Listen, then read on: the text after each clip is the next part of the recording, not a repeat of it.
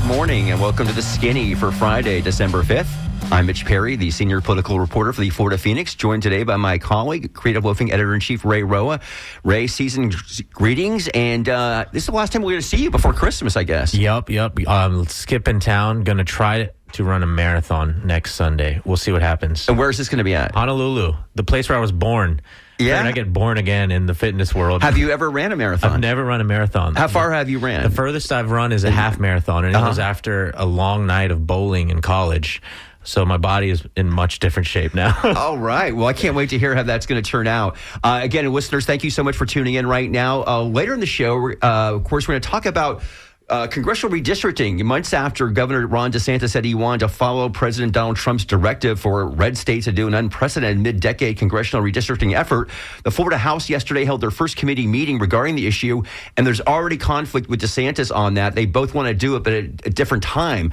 Nevertheless, Democrats and voting rights advocates are pushing back hard against it. The question is, can that process be stopped? So we'll get to that later in the program, and also have a local voting rights advocate who's hosting an event in Gulfport on election issues next Monday. He'll also be here in studio. But first, Tampa, as people should know, is known as a cigar city because it became a major hub for the hand-rolled cigar industry in the late 19th and early 20th centuries, following the relocation of cigar magnate Vicente Martinez Ebor's factory in 1886.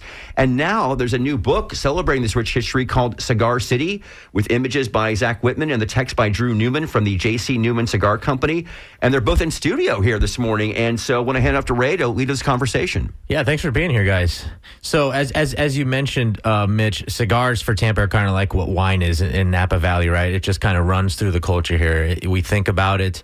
It's part of who we are. And this book, as you mentioned, is gorgeous. 201 pages.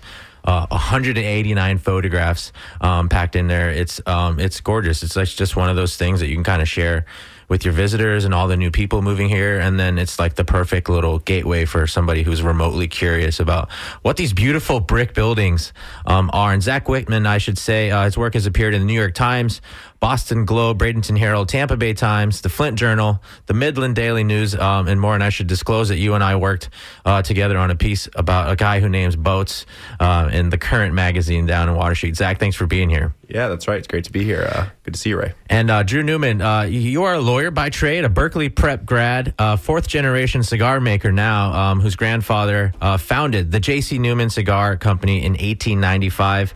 For those of you who are unfamiliar, that factory, also called the El Reloj, because of the big clock tower there. It's on this very resurgent block in VM Ybor. The factory itself has been the city's last operational cigar factory since 2009.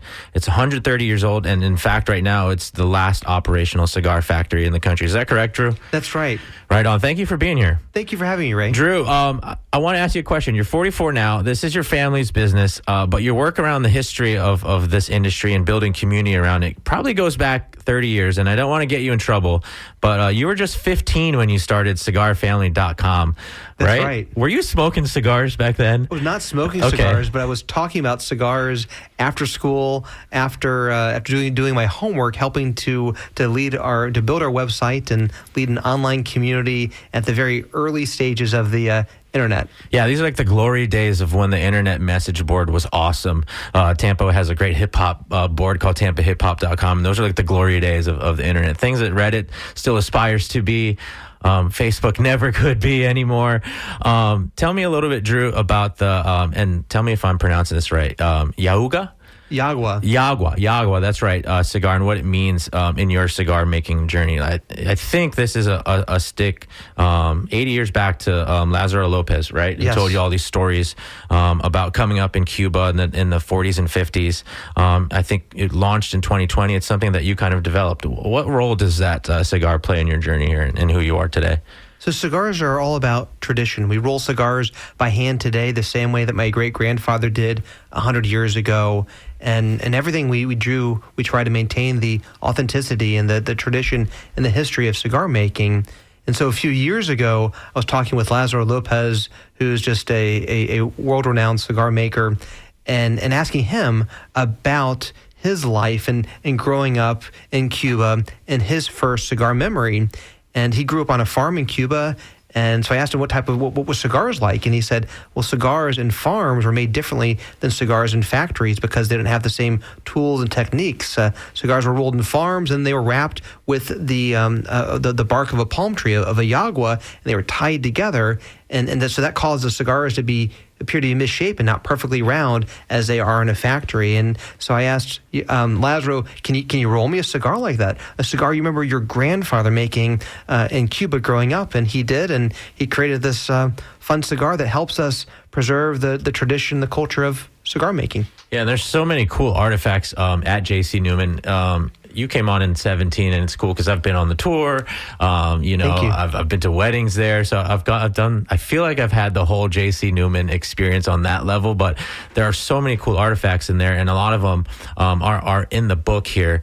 I want to ask you, Zach. 12,000 photos, I think, right? And so naturally, there's so much great stuff in there. Obviously, this is the radio, so I'm going to describe what some of these photos look like. There's these, it's almost Burger Brothers-esque, and I know you guys were inspired a bit by them because they were so good at that, but they're documentary-style shots, all taken around the same time of day. What time of day was that? It depends on which side of the factory is the front. In the morning, we want the sun facing the front if they're facing east, and if they're facing west, we want them in the evening. So it just depends, but we wanted them to all look the same and have the bright, beautiful sun on their front. But all the factories are, they're all very unique, but all share a lot of the same characteristics with each other as well. So we wanted to highlight and also show the similarities too. And I ask because, inside JC Newman alone, there's photos of the interior, right? There's this last bale of pre-embargo Cuban tobacco, the oldest cigars in the world recovered from a shipwreck. There's a photo of that in there. But there's also so many great photos of the factories in the context of people in the buildings around them. There's the Perfecto or Garcia rooftop you were on, and you took this picture. It's the back of JC Newman, the El Reloj, and you see the back of the Cuesta Rey cigar sign. It's in reverse, so you can't really read it. If my 6-year-old definitely could not read it. He's just learning how to read, right? And these row buildings where the workers lived. And then Chicago Polly's, the hot dog stand. I was like thrown back to see it in there, but it's in the shadow of the Berryman Morgan's former cigar factory, who people might recognize the St. Leo billboard if they're just driving by on the interstate. And that's a whole nother crime and thing that we can talk about later. There's a laundromat, right? In Palmetto Beach. It's in the shadow of the Salvador Rodriguez factory. And then you have people like Glenn Watkins Powell mowing her lawn near the Diaz building there in West Tampa. What is it like to have to choose from 12,000? Like, did you feel like you had enough, or was it not enough? And then talk about the things that didn't make the book. And then most importantly, please, what is it like? How does your own work change your relationship with these buildings that we drive by every day? Yeah, I think, what you're saying about seeing all these different angles of the buildings. One of the things I tried to do with each factory is we would do kind of the profile portrait of the front, and then I would just do a lap around a block from each factory and just see every place that I could find a peak of the factory poking out. And then the interesting thing about these factories in Tampa is that there's no real cigar industrial district. They're really interwoven in these communities, and that was something that I wanted to showcase, that you can see them from Chicago Polly's, you can see them from all of these residents' lawns, you can see them from the rooftop of other factories.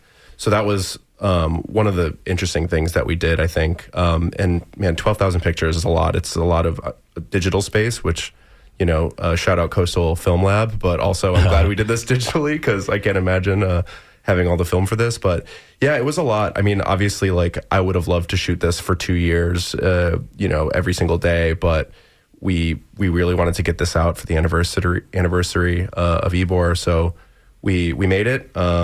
And yeah, I think, there's always more time to shoot and more people to meet. But ultimately, I'm very happy with where we're at. Yeah, I know. I think at the end, we'll talk a little bit about what's next for the book. And obviously, you talked about how fast you went. I think we were inspired to do this book. Paul Guzzo is reporting on the last remaining cigar factories, of which there are just over 25. There were just about 200 before, and obviously a lot of them have just gone by the wayside. Zach, I want to stay with you. We talked a little bit off air about the Davis Cigar Factory. You have a photo in this book. It's of this it's a photo of a photo, random office party inside the Pendas and Alvarez company building. How much time do you think you spent inside places that had not seen regular human contact in years? And what was it like inside of these spaces? Because we just drive by them, we walk by them, but you are inside of them. Do they stink? Like, is it eerie? Is it weird? What's it like in there? Yeah, it's definitely. I wouldn't say they stink. They have a lot of age and character to them, but we probably spent between Samuel Davis and the Weinstream factory, which has floors with activity, but I think the top 2 floors are basically unoccupied, 8 or 10 hours or so. But yeah, I mean, it can be a little eerie. I remember once I was in the basement of the Samuel Davis factory in West Tampa, which hasn't seen any activity regularly since the 1960s. And the owner of the factory was showing me around, and he had to go upstairs to take a phone call or something and left me in the basement by myself for 15 or 20 minutes. And just the slow creeping awareness that, thinking about ghosts and horror movies and everything like that. But ultimately it was okay. I think Drew has some ghost stories from El Reloj as well, but I never saw any when I was in there.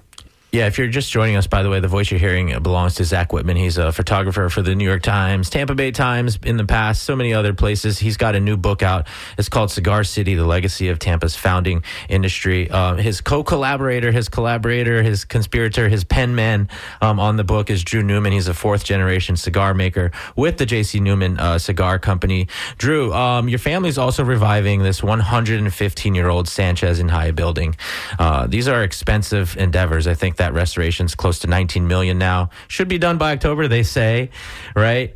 And I'm kind of asking you this stuff because it's not easy to be in the cigar industry, right? Like we were saying earlier, there was a couple hundred factories in town. Just over 2 dozen are left. If we want to talk about the scale, I think in that big time, there were 700 million cigars a year rolled. In 24, just 430 million premium cigars were sold in the country. You're back with your family business. You came back in 2017. Some amazing stops that we should talk about on another show. But you dove in, and I'm not surprised to see the factory be in the public eye more. I've enjoyed taking the tours there that we talked about, but you still have to run this factory, right? You still have to make cigars. Can you talk about why it's important to do this? Like, why not just try to keep the cigar part alive? Why do you have to do all this other stuff? Well, thank you for asking, Ray. Rolling and selling cigars is our business. It's what we've been doing for 130 years, and it's what we want to be doing the same way for 130 years more. But it is a privilege for my family and me to be able to keep Tampa's historic cigar tradition alive. 5 years ago, we decided to restore our El Reloj cigar factory, open it to the public, because we realized that we were the last ones left. And if we didn't invite the public in and share the history of our city, the community, the neighborhoods that grew up around the cigar factories, nobody else could, nobody else would do that. And we didn't want to lose that piece of Tampa's history. And so it's been very exciting. Rolling and selling cigars is still our business, but it's a real privilege to be able to invite visitors from all around the world in to our factory and next year the Sanchez Hyatt building across the street and share Tampa's story. And we get the privilege of being ambassadors for the city of Tampa, and it's just really wonderful, and I'm very grateful for it. You know, a cigar company is not like a baseball team. Like baseball teams, like get the kid the jersey, right? Like you can't hand a kid a cigar. So there's people who don't smoke cigars who come into your factory all day, you know, and are so enamored by it. And preservationists, I mean, they were there at the groundbreaking, right? Kathy Castor's out there. Can you talk about the people who maybe don't consume cigars but are just in love with the history there and what it's like to interface with them in the context of the restoration? So this year we've welcomed more than 20,000 visitors to our El Reloj factory, and more than half of them don't smoke cigars. And that's perfectly fine and wonderful. they come visit our factory because they're interested in history, old buildings, Tampa culture, and we get to share those stories with them. And even if they leave our factory and never smoke a cigar in their life, which is perfectly fine, hopefully they'll appreciate the origins of our city and how cigars help make Tampa unique, and how the way we roll cigars is the same way that were rolled when Mr. Ebor came here in 1885. And so it's just such a really wonderful privilege, and we love being able to share it. And this book is just yet another way we can help keep the tradition and the culture and the history of our city alive. This book is big, by the way. It's thick, it's beautiful, it's bound really nicely. I wish I could travel with it just so I could read it, but it's pretty big. It won't make it into my bag. A question for you on preservation, Drew. This book really is, and Zach, about what's left, right? These 25 buildings. But it does kind of make you romanticize about the 175 or so that are gone. It makes you wonder if there is a city where all these factories can be restored, but these buildings are so old. They need a lot of maintenance, a lot of love. There are pains in the, right? But there's only so many Newman families. There's only so many Dunn and Co's, wine streams, as you mentioned, Lions World Vision. There's only one Church of Scientology, right? Which is got the VM factory. What is it going to take to see what's really left restored? Is there anything more that elected officials can do? I know that the Sanchez y Haya restoration got a big boost from the city of Tampa. What can we do here to make sure that these buildings, we're not talking about 12 buildings 50 years down the road? I think it's a great question. About half of Tampa's remaining cigar factories are in historic districts, and they are subject to preservation requirements, but the other half are not, and probably could be knocked down tomorrow if they wanted to. But we're fortunate that almost all of the cigar factories still standing in Tampa are owned by somewhat quirky people like me, who care very deeply about these buildings and their history. Once a year, we host a lunch where we invite all the cigar factory owners to come in, and we share stories and commiserate about the challenges of maintaining 100-plus-year-old brick buildings. But we love it, and everyone who owns a cigar factory seems to love it too. And I think what this book shows is that the 25 cigar factories that are still left, some of them are fully restored, some of them are on their way, some of them to come, but they're living, breathing sort of remnants of Tampa history. And Zach, I want to close with you here after this next question for Drew. But Drew, I love, and this is a testament to Zach, I love so many of the photos of people in this book. Linda Meeks is in there. She's using a 1930s era machine at El Reloj. Drew, can you give me an idea of how many people like Linda work for J.C. Newman and Ebor, and how many people are working for you down at J.C. Newman Pensa, and what their lives are like? What are the parallels and distinctions between their lives and the cigar rollers of the early 20th century? So we've got 170 people that work with us here in the cigar city of Tampa, and another 800 people who work at our J.C. Newman Pensa Cigar Factory in Esteli, Nicaragua. And in both locations, I think what makes the operations unique is that people come and they stay with us. Many of our employees have been with us 10, 15, 20 plus years. We're a family company. It feels like a family. And having visitors come by through the factory every day, it gives our team members so much pride that they get to share what they're doing and show how the way that they're rolling cigars today is the same as in the Burgett Brothers photos from 100 years ago. And so it's just there's just a great sense of pride amongst our family and our team at being able to represent the city of Tampa and showcase this wonderful handcrafted tradition that we're very lucky to be a part of. Are there still people who want to learn how to roll cigars? Like, do kids show up and be like, oh, I'm going to do that? Like, is there another generation of cigar rollers behind the ones now? But we teach cigar rolling classes to visitors every day, and people come in. Tourists want to learn how to roll cigars, but we also have people who want to make it their career as well. And it's just a great skill, and it's how my great-grandfather started when he founded our company in 1895. And Zach, I want to ask you here in our last minutes here, you invoked Coastal Film Lab, and none of this stuff is, how much of this is filmed? This is all digital, right? Yeah. I want to ask you take that many photos, so much stuff inevitably ends up on the cutting room floor. What is next for this book and for you, and maybe specifically some of that work that we don't see? Yeah, I mean, next for the book, we're going to hopefully start stocking it in some local bookstores. Right now, it's on sale through J.C. Newman's website, but hopefully we'll be able to see it on shelves pretty soon. And then we are talking with the Florida Museum of Photographic Arts about having an exhibition this upcoming spring with a larger collection of some of those photos, along with some photos from a collection from New York, the Burns Collection, which has a bunch of really cool old cigar stuff as well. But yeah, I mean, I went through my selects folder just this week, and I think there were just shy of 190 pictures in the book, and there were 1,200 selects. So most of them didn't get used. I hope they're gonna live in my hard drives, but I would like to see them having another life somewhere else. Right on. That's a voice, by the way, of Zach Whitman. He's a photographer. He's locally based, but his work has appeared in the New York Times. He's actually taken pictures of Jackson McMillan, Mitch, who that New York Times piece, because we had Jackson in here at a very heated time, right? Post election. So he's just always around taking pictures of newsmakers, and also the stuff that you don't publish that you put on your Instagram page is great too.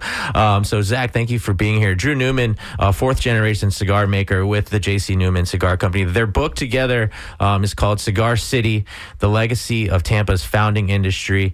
I think, can you get it in the bookstore yet? At the gift shop at it's available at our factory, and we shipped some to Tableau Books yesterday. Okay, cool. Thank you guys so much for being here. Can't wait to flip through this book again. It's really great, and really appreciate your time in preserving the history of Tampa. Yeah, thanks for having us. Thank you. Thanks, guys. All right, and we're going to pivot right now and talk about voting and democracy here in Florida. So yesterday in Tallahassee, the first committee hearing on congressional redistricting took place in the Florida House.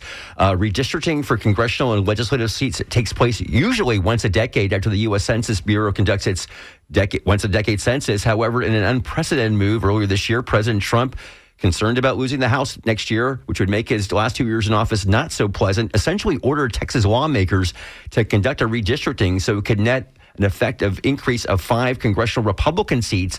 And that looks like that's going to go through now to the U.S. Supreme Court. Weighed in on that yesterday.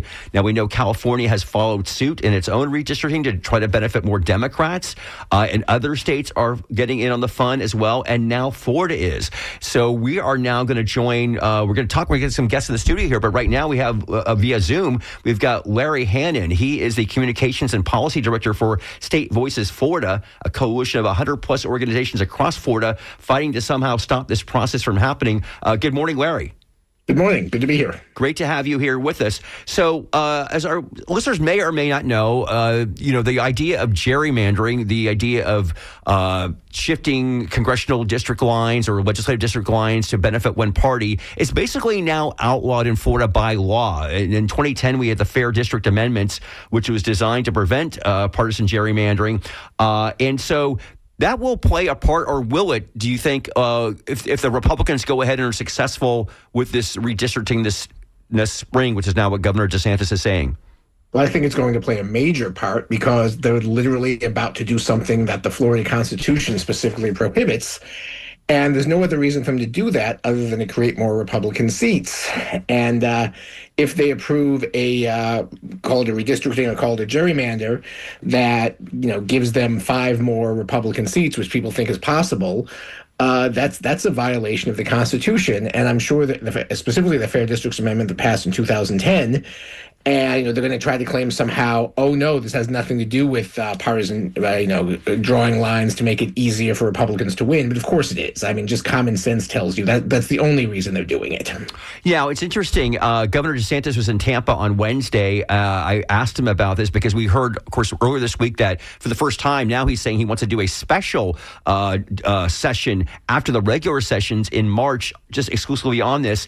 And he says, in fact, he was asked not by myself, but another reporter, if he feared that maybe this could backfire, what they call a dummy mander, which is when you try to gerrymander and it turns out against the opposite the way the party wanted it to, because of the fervor for maybe the anti-Trump sentiments, which people will be feeling more next year. We saw, of course, the Democrats successful in those elections in Virginia and in New Jersey last month. The governor said that was irrelevant when he was asked that about the redistricting, because he said the legislature and the state is going to be forced to do this because if or when the U.S. Supreme Court rules on Section 2 of the 1965 Voting Rights Amendment, whether that remains constitutional. That section prohibits voting laws from abridging voting rights due to a person's race or color or membership in a language minority. What do you make of that? I think it's a ridiculous argument. Even if the Supreme Court finds Section 2 unconstitutional, and there's a lot of fear that's going to happen, they're not going to order states to do a mid-decade redistricting. No one thinks they're going to compel every state in the country to redistrict. So when DeSantis says we have no choice to do that, no, you can wait until 2030, as most states are going to do. There will not be a court order ordering them to redraw the lines immediately. It's the governor and the president and the state legislature that is doing this, and they're claiming that, they're making us. No, they're not. That's just not happening. Again, we're talking with Larry Hannon. He's the Communications and Policy Director for State Voices Florida. He was up in Tallahassee this week, of course, with the first hearing taking place on this proposal for redistricting before the 2026 midterm election. We get a little internal drama, of course, which is nothing new in Tallahassee over the last year between the Florida House and Governor Ron DeSantis. Again, as I said, DeSantis said earlier this week, for the first time, by the way, we hadn't heard this before, that he now wants to do this redistricting in a special session, which presumably would be in April, since the regular session is scheduled to end in mid-March. And that was rebutted yesterday in the Florida House by the chair of the committee, the select committee that's looking at this now. He talked about this happening in cases. It can't happen that late because, in fact, the qualifying date to run for federal office is April 20th. So he says he wants to do, and the House wants to do this in the regular session. This obviously adds a little more drama to the whole situation here. What do you think of that? I mean, the bottom line is the Republicans seem to be in sync on doing this. It's just a matter of the timing when they're going to do it. Is that what you think here? Yeah, it's just, we know that the relationship between the Speaker of the House and Governor DeSantis is poor. And the fact that they're disagreeing on this is interesting. I don't know if it means anything at the end. Certainly, I think it's too late, honestly, because you're expecting people to, I'm not saying too late as in they can't do it. I'm saying it's just irresponsible to do it because, you've got people who are planning to run for office in a few months and they don't know if they're going to live in their districts or not. So yeah, I mean, the fact that they can't seem to get along is problematic. Also, just the fact that essentially the deadline is the end of April, because that's when qualifying is. Are you really going to draw a new map and approve it April 15th? And expect everyone to immediately be able to adjust? I mean, this is going to be hell on supervisor of elections. It's going to be hard on candidates. It's going to be hard specifically on the voters who may not even know which district they now live in. I mean, it's hard to let people know where, especially people who don't follow politics as closely as people like I do. It's going to lead to mass confusion, and it's absolutely not necessary. Larry, the courts are really going to make a big deal, or make an issue. They're going to be very relevant here. There's going to be seemingly litigation. There always is after this, and now we do have the Fair District Amendments. Now, DeSantis, as you know, as our listeners know, in 2022 vetoed the original redistricting map he got during the normal census period because he wanted to basically erase well, actually, it was two seats that were held by black Democrats at that time. That was a lawsuit that was filed challenging that, saying that it violated Fair District Amendments. And the Florida Supreme Court and actually the federal court weighed in and did not dispute that. That map is the current map. So I don't know. This is getting into the legalities here, but I mean, is that something to be concerned about if you're worried about what's going to happen with this map? Because the court weighed in, it didn't think that 2022 map was violated fair districts. Yeah, I mean, I've read that decision multiple times. It makes absolutely no sense to me. Clearly, the point of that was to eliminate District 5, which was basically went from Jacksonville to Tallahassee. It was a majority-minority district. How you can say we eliminated that and we didn't do it for partisan purposes, it makes no sense. And reading the decision doesn't make any more sense. But that being said, the plan to set, from what we're hearing is that there's like 20 Republican representatives in Florida now and 8 Democrats. If they're going to make it so there's only 3 or 4 Democrats left, of course they're doing it for partisan purposes. There's literally no other reason to do this, and the President of the United States has specifically ordered them to do this multiple times, and he has been very clear that he wants more Republican seats. So I'm sure some lawyers can say, oh no, this isn't partisan, but it is. I mean, just common sense. They're doing this to create more Republican seats. There's no other reason why they'd go to this trouble in a mid-decade redistricting that has never been done in Florida before. That's right. Again, we're speaking with Larry Hannon with the State Voices Florida. Larry, hang out here. We want to introduce a couple of guests that we have in studio right now because they're also talking about voting rights, and there's going to be an event coming up next week in Gulfport. So right now we've got Lenny Guckenheimer. Lenny, welcome to the WMNF. Thank you very much, Mitch. I'm very glad to be here. I've listened to your show quite a bit. Well, thank you. It's great to have you here with us. And also, we've got with you John Phillips. John Marvin. John Marvin. I'm sorry. John Marvin. Apologies, John.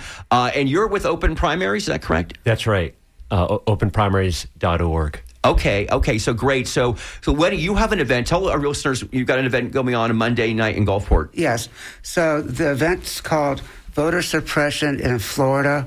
It will be in Gulfport at WonderWorks, which is 5314 Gulfport Boulevard South. And we will have 4 speakers.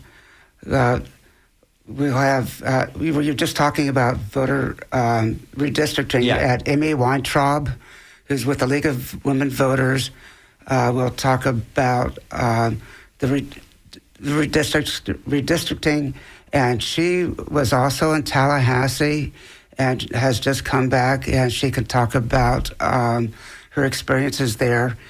We'll have Mary Hanrahan, who's with the League of Women Voters, and she will talk about the new difficulties that the League is having as a third-party organization to register new voters. There are heavy penalties. One of them is that an ex-felon, someone who has served a sentence, came back, is now wanting to be part of society, right, cannot handle a voter registration form that was completed. And that could be a $2,500, actually more than that. Huge penalties.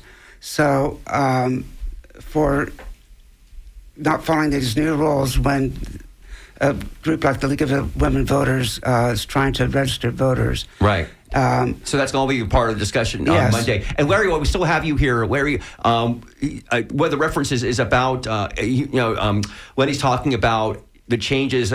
Again, we've had so many different changes, election law almost every year, making it much harder to register voters now. That is a problem with the League of Women Voters. Let me ask you, the law that came down last year that was signed by the governor, the legislature passed, which is going to make it so much harder to pass citizen-led constitutional amendments, right? This comes in the wake of Amendments 3 and 4 on abortion rights and on legalizing cannabis last year. The governor was so dead set against doing this. He may have done some illegal things, those issues went to court.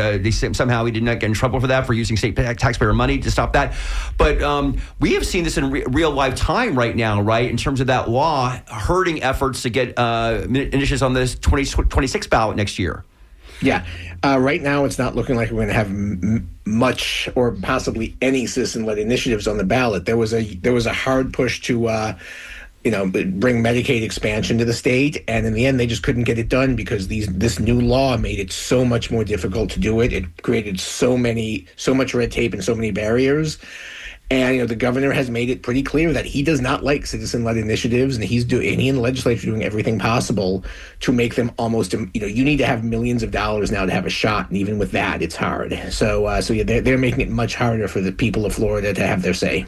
If you're just tuning in right now, it's 40 minutes after the hour. You're listening to The Skinny here on WMNF. Mitch Perry with Ray Roa. We're talking about voting issues here in Florida, the congressional redistricting efforts, which are just beginning right now. We've got Larry Hannon on the phone from State Voices Florida up in Tallahassee. In studio right now, we've got John Marvin from Open Primaries and Lenny Guckenheimer, who's hosting this event next Monday night in Gulfport. John, let's bring you into the conversation. You're with Open Primaries. We have discussed this. Everybody who probably knows anything about Florida voting, right, knows that we're a closed primaries. Thank you. We are a closed primary election state, and that means basically if you're not a registered Democrat or Republican, you can't vote in our primaries, which next year is going to be in August. That's not the case throughout the country. Every state's a little bit different. Some have quote-unquote open primaries, or they have some variation of that. It's kind of complicated. It's hard to say exactly how many states are just like Florida. Nikki Fried, the Florida Democratic Party chair, has discussed the idea of having an open primary in the Democratic Party. It won't happen in 2026, she says now. Maybe in 28. They may have to go to court for that.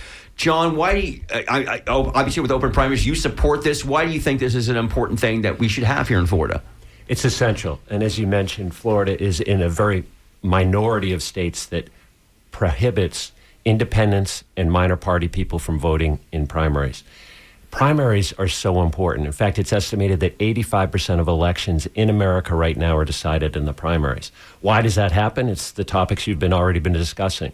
Gerrymandering, geographic polarization, i.e. birds of a feather flock together. So there are so many, quote, safe seats for one or the other party throughout this country and throughout Florida. So if you prohibit, and in the case of Florida, it's 3.4 million independents, and it's about 700,000 people who support minor parties. So over 4 million people are precluded from voting in primary elections, which determine most of who sits in Congress. And so it's not only a voter rights issue, right, for the 4 million of us who can't vote, but it's a problem that's created for all of us in society because the politicians are no longer responsible to the people.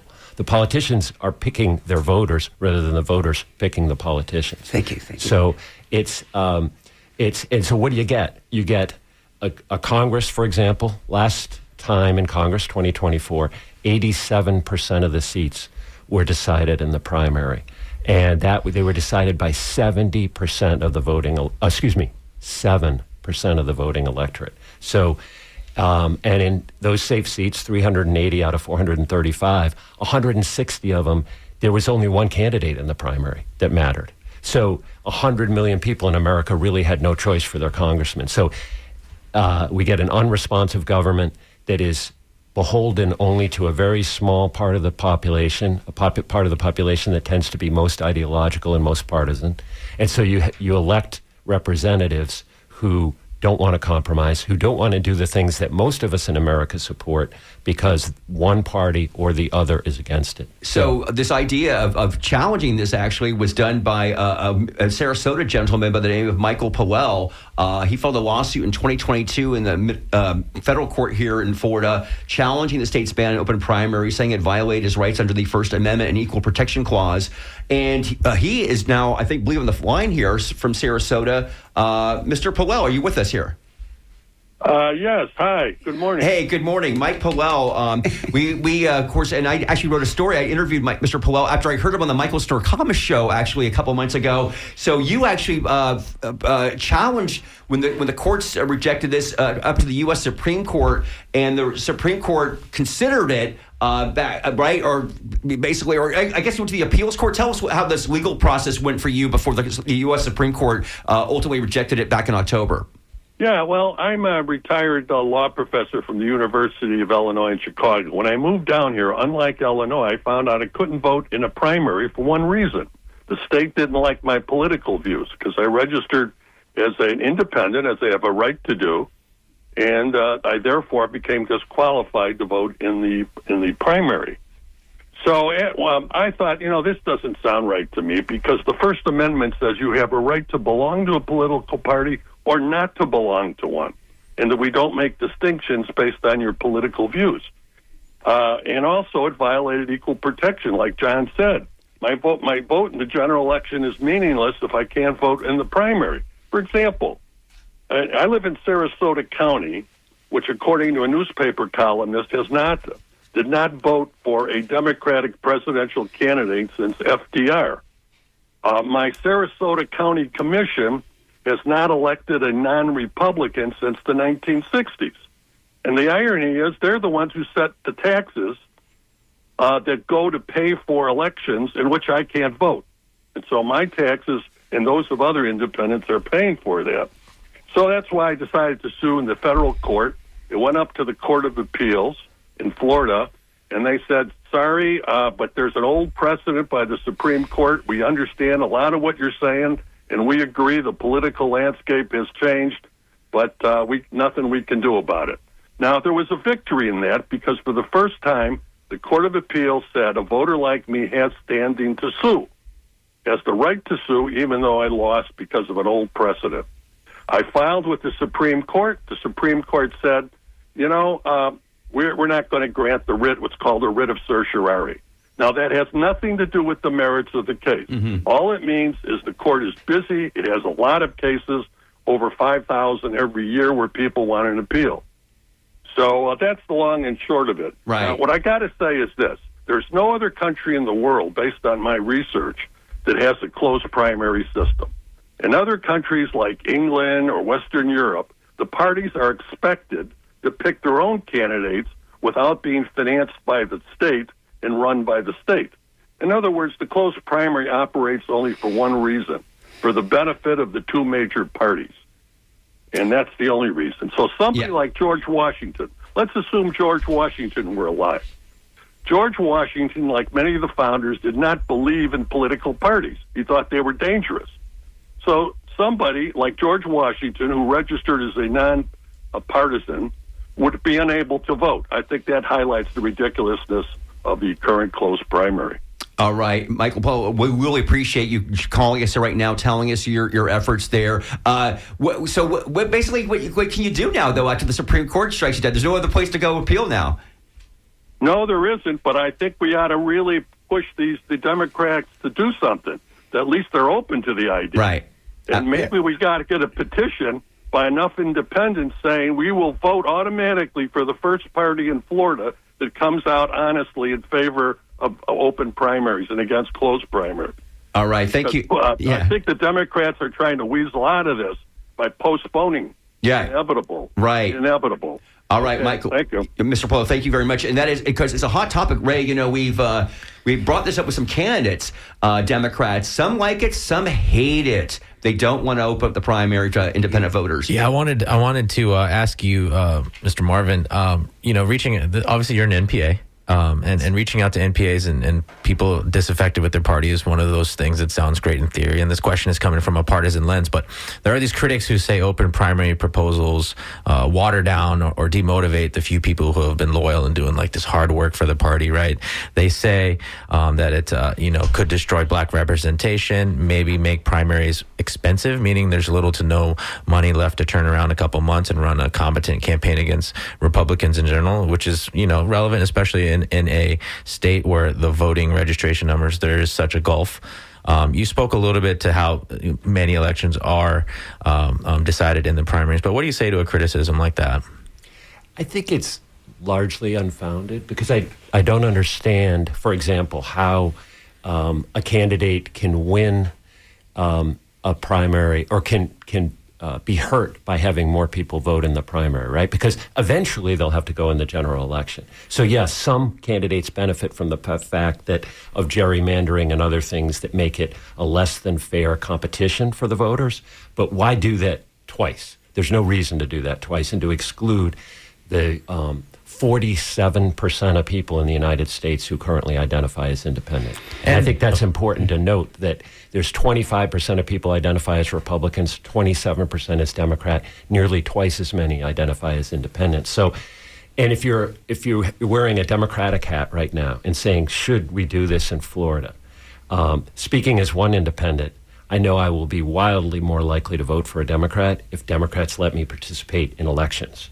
And I think it's in the self-interest of the parties to do this, and it's very definitely in the self-interest of the citizenry, because we got to have politicians who are beholden to us, not to 5 of us.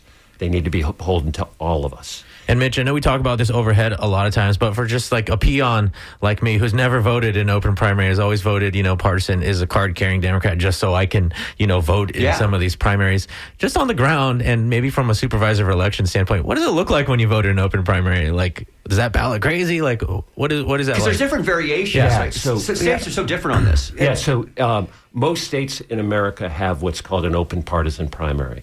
Virtually all of them, all but 20, have partisan but open primaries, meaning everybody can vote, but when you go there, you get in a line, either Republican or Democrat, and pick a primary. There are 4 states in the union that are, I would say, more progressive in this and have an open, nonpartisan primary. That means it's one ballot. So that's California, Louisiana, Alaska, and I'm forgetting the 4th, but it's 4 states. And in that case, you have all of the candidates on one ballot, and in 3 of the states, it's a top 2. The top 2 vote getters in that primary go on. And then in Alaska, it's top 4. Kind of like ranked choice voting, which is a whole different story here. Yeah, that's a whole other show. Yeah. And we've talked about that. By the way, so just got to reset here. We're going back and forth. We're talking about a couple different voting issues. We're talking about the open primary process and also talking about, or not the process, we don't have that here in Florida. We have a closed primary, but also about congressional redistricting. And again, these are topics that are going to be discussed on Monday night in Gulfport, and we'll give you the address about that before we get out of here in a few minutes. But we do have another caller here who actually was in Tallahassee yesterday on that redistricting hearing. And let's see, we bring her up right now. Amy Weintraub. Amy, are you with us? I sure am. Hey, Amy Weintraub, of course, a long-time advocate for reproductive rights, of course, here in the Tampa Bay area. Worked with Amy a lot over the years. And now, Amy, so interesting because I wasn't in Tallahassee yesterday, but I watched that report on it from the Florida channel. But there's a lot, I heard there was a lot of, folks up there who were very angry about this, don't want this to happen. And nobody got a chance to speak, though, yesterday. It was shocking, Mitch. I mean, shocking. We got on the bus at 7 a.m., in Tampa to get up there and have our say. And the meeting was so short. It lasted, I think, less than 20 minutes. There was plenty of time for them to open the forum for us. They all knew we traveled from all over the state, and they were so smug when they adjourned. It was just such a squelching of our voices. And it's very, very sad. Right. And now there's going to be another hearing on Wednesday. Are you going to drive another 4.5 hours up there for that? Well, interestingly, guess what time they scheduled that? 8:30 a.m. 8:30. How do you get from St. Pete to Tallahassee by 8:30 a.m.? No, they want you to stay the night before, I guess. Get a room with the, governor's in. There's a lot of groups, Amy. Are you with one of the groups that's against this formally? Yes, I'm with the St. Pete League. Oh, League of Women Voters, yeah. Yes. Yeah, and just in your own words, why do you think this is a bad thing that they're doing right now? The state is trying to do. Well, it's against our Constitution, right? The 63% of Floridians voted in 2010 against partisan redistricting or gerrymandering, and so we're standing up for the Constitution as the League of Women Voters always does. And we know that our map's already gerrymandered, as y'all have discussed on this call. But we can't have it even become worse. And so, we're going to stand for voters, as was said earlier by Larry. Voters get to choose their representatives, not the other way around. Larry, are you still with us? Oh, no, he's not. Okay, I was going to ask Larry about the fact that all those advocates didn't get a chance to speak yesterday. Hey, Amy, so we appreciate you calling in. Thank you so much, very much for that. Lenny, let's go back to you now. So what do you want to get people to get out of the event on Monday night you're hosting? Okay, I really want to have independent voters to realize that this voter suppression issue, it's aimed directly at them. And this issue about primaries, open primaries, there's only 2 state laws that actually affect this, that deal with whether the voter has to be a member of the party to vote for that, on that ballot for that party. And that could be repealed. It does not take a state constitutional amendment to do that. So, as Michael was saying, and as John is saying now, the independent voters need to make this a top priority for them. Let their representatives in Tallahassee know we want our voice heard.